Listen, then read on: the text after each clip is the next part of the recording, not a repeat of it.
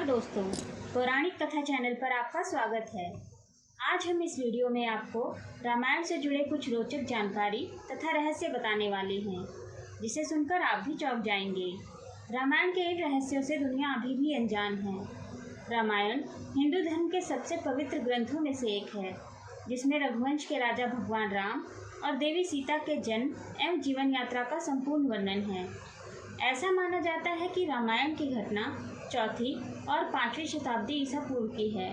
त्रेता युग के इस महाकाव्य में लगभग 24,000 श्लोक हैं।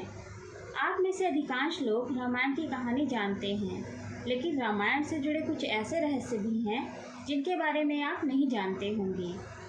आज हम इस वीडियो में आपके सामने रामायण से जुड़े ऐसे ही कुछ रहस्यों को उजागर कर रहे हैं। इस वीडियो में हम जिन रहस्यों के बारे में बताने जा रहे हैं वह रहस्य हैं, आखिर क्यों राम ने लक्ष्मण को मृत्यु दंड दिया। राम ने सरयू नदी में डुबकी लगाकर पृथ्वी लोक का परित्याग किया था। राम और उनके भाइयों के अलावा राजा दशरथ एक पुत्री के भी पिता थे। राम विष्णु के अवतार हैं, लेकिन उनके अन्य भाई किसके अवतार थे। सीता स्वयंवर में प्रयुक्त भगवान शिव के धनुष का नाम क्या था। लक्ष्मण को गुदाकेश के नाम से भी जाना जाता है। उस जंगल का नाम जहाँ राम, लक्ष्मण और सीता वनवास के दौरान रुके थे। लक्ष्मण रेखा प्रकरण का वर्णन वाल्मीकि रामायण में नहीं है। रावण एक उत्कृष्ट वीणा वादक था। इंद्र के ईर्ष्यालु होने के कारण कुंभकर्ण को सोने का वरदान प्राप्त हुआ था। नासा के अनुसार रामायण की कहानी और आदम का पुल एक दूसरे से जुड़े हुए हैं। रामायण के हर 1000 श्लोक के बाद आने वाले पहले अक्षर से गायत्री मंत्र बनता है। रावण को पता था कि वह राम के हाथों मारा जाएगा। तो इन सभी रहस्यों के बारे में जानने के लिए वीडियो को अंत तक जरूर देखें। तो पहला रहस्य है, आखिर क्यों राम ने लक्ष्मण को मृत्युदंड दिया। जैसा कि रामायण में वर्णित है कि श्री राम ने ना चाहते हुए भी जान से प्यारे अपने छोटे भाई लक्ष्मण को मृत्युदंड दिया था। आखिर क्यों भगवान राम ने लक्ष्मण को मृत्युदंड दिया था। यह घटना उस वक्त की है जब श्री राम लंका विजय के बाद अयोध्या लौट आए थे और अयोध्या के राजा बन गए थे।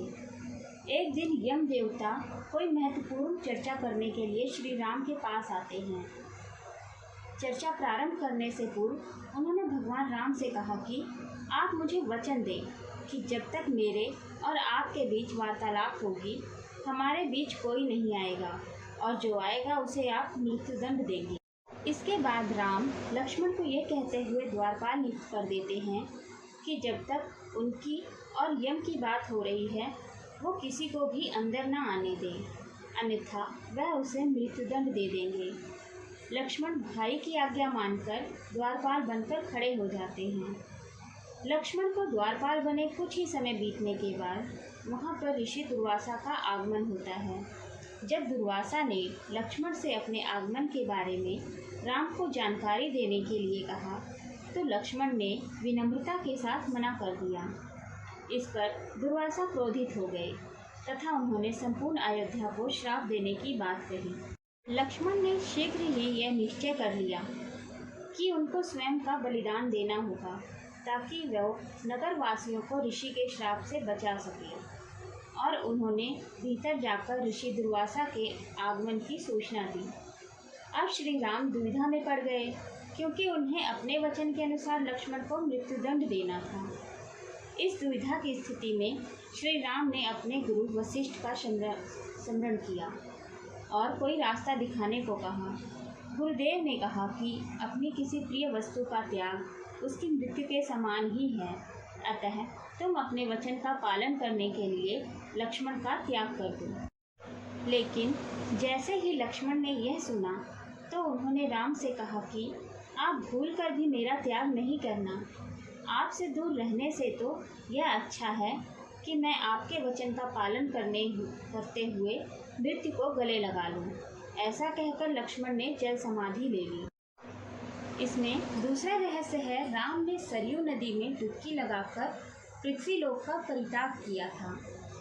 ऐसा माना जाता है कि जब सीता ने पृथ्वी के अंदर समाहित होकर अपने शरीर का परित्याग कर दिया, तो उसके बाद राम ने सरयू नदी में जल समाधि लेकर पृथ्वी लोक का परित्याग किया था।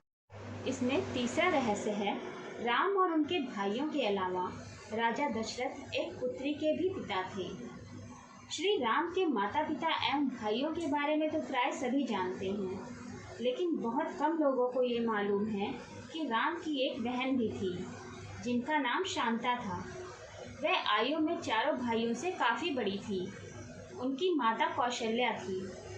ऐसी मान्यता है कि एक बार अंग देश के राजा रोमपद और उनकी रानी वर्षिणी अयोध्या आए। उनको कोई संतान नहीं थी। बातचीत के दौरान राजा दशरथ को जब यह बात मालूम हुई तो उन्होंने कहा, मैं अपनी बेटी शांता आपको संतान के रूप में दूंगा।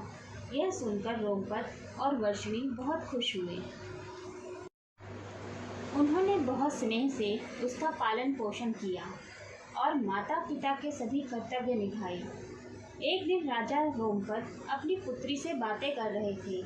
उसी समय द्वार पर एक ब्राह्मण आए और उन्होंने राजा से प्रार्थना की कि वर्षा के दिनों में वह खेतों की जुताई में राज दरबार की ओर से मदद प्रदान करें। राजा को यह सुनाई नहीं दिया और वह पुत्री के साथ बातचीत करते रहे। द्वार पर आए नागरिक की याचना ना सुनने से ब्राह्मण को दुख हुआ और वह राजा रोमपद का राज्य छोड़कर चले गए। वह ब्राह्मण इंद्र के भक्त थे। अपने भक्त की ऐसी अनदेखी पर इंद्रदेव राजा रोमपद पर क्रुद्ध हुए और उन्होंने उनके राज्य में पर्याप्त वर्षा नहीं की। इससे खेतों में खड़ी फसलें मुरझाने लगी। इस संकट की घड़ी में राजा रोमपद ऋषि शृंग ऋषि के पास गए और उनसे उपाय पूछा। ऋषि ने बताया कि वह इंद्रदेव को प्रसन्न करने के लिए यज्ञ करे। ऋषि ने यज्ञ किया और खेत खलिहान पानी से भर गए। इसके बाद ऋषि शृंग ऋषि का विवाह शांता से हो गया और वह सुखपूर्वक रहने लगे। बाद में ऋषि शृंग ने ही दशरथ के पुत्र कामना के लिए पुत्र कामेष्टि यज्ञ करवाया था। अगला रहस्य है, राम विष्णु के अवतार हैं, लेकिन उनके अन्य भाई किसके अवतार थे? राम को भगवान विष्णु का अवतार माना जाता है, लेकिन आपको पता है कि उनके अन्य भाई किसके अवतार थे? लक्ष्मण को शेषनाग का अवतार माना जाता है, जो क्षीर सागर में भगवान विष्णु का आसन है, जबकि भरत और शत्रुघ्न को क्रमशः भगवान विष्णु द्वारा हाथों में धारण किए गए सुदर्शन चक्र और शंखशैल का अवतार माना जाता है। अगला रहस्य है, सीता स्वयंवर में प्रयुक्त भगवान शिव के धनुष का नाम क्या था? हम में से अधिकांश लोगों को पता है कि राम का सीता से विवाह एक स्वयंवर के माध्यम से हुआ था। उस स्वयंवर के लिए भगवान शिव के धनुष का इस्तेमाल किया गया था, जिस पर सभी राजकुमारों को प्रत्यंचा चढ़ाना था। लेकिन बहुत कम लोगों को पता होगा कि भगवान शिव के उस धनुष का नाम पिनाक था। अगला रहस्य है, लक्ष्मण को गुदाकेश के नाम से भी जाना जाता है। ऐसा माना जाता है कि वनवास के 14 वर्षों के दौरान अपने भाई और भाभी की रक्षा करने के उद्देश्य से लक्ष्मण कभी सोते नहीं थे। इसके कारण उन्हें गुदाकेश के नाम से भी जाना जाता है। वनवास की पहली रात को जब राम और सीता सो रहे थे तो निद्रा देवी लक्ष्मण के सामने प्रकट हुई। उस समय लक्ष्मण ने निद्रा देवी से अनुरोध किया कि उन्हें ऐसा वरदान दें कि वनवास के 14 वर्षों के दौरान उन्हें नींद न आए और वह अपने प्रिय भाई और भाभी की रक्षा कर सकें। निद्रा देवी इस बात पर प्रसन्न होकर बोली कि अगर कोई तुम्हारे बदले 14 वर्षों तक सोए तो तुम्हें यह वरदान प्राप्त हो सकता है।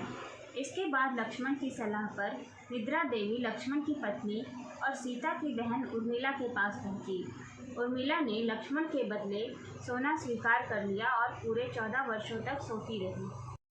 अगला रहस्य है, उस जंगल का नाम जहां राम, लक्ष्मण, सीता वनवास के दौरान रुके थे।